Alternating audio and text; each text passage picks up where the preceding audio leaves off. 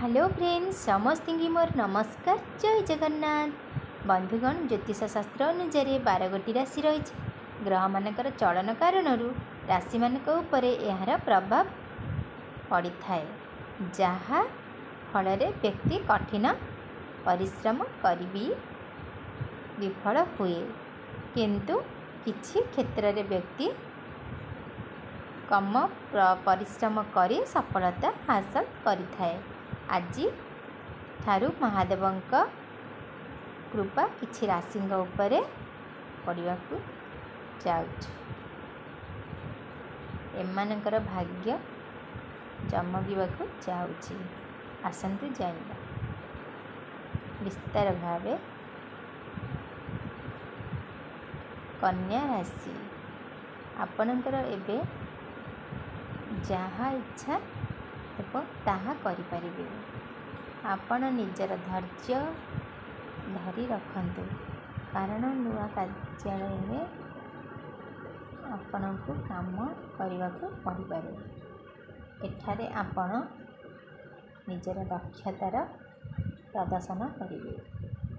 आपणकर आगामी समय सफलता और आनंद भरपूर भी रहिबो।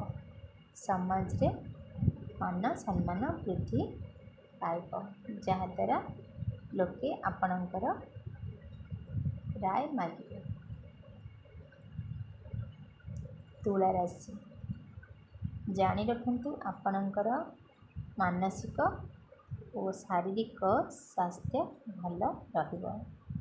एबे आपणकर भाग्य अचानक चमकिबाकू जाउछि जहाँ फल आपण को सच्चा प्रेम मिलवार संभावना रही।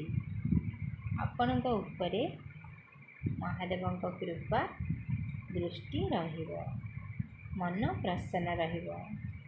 दाम्पत्य जीवन सुखमय हेबो। सिंह राशि आपणक उपरे भगवान शंकरंकर असीम कृपा लगी रही जहाँ फल आपणकर धन दौलत भरपूर हो उठिब। विद्यार्थी पाठ पढ़ारे मन लगिब।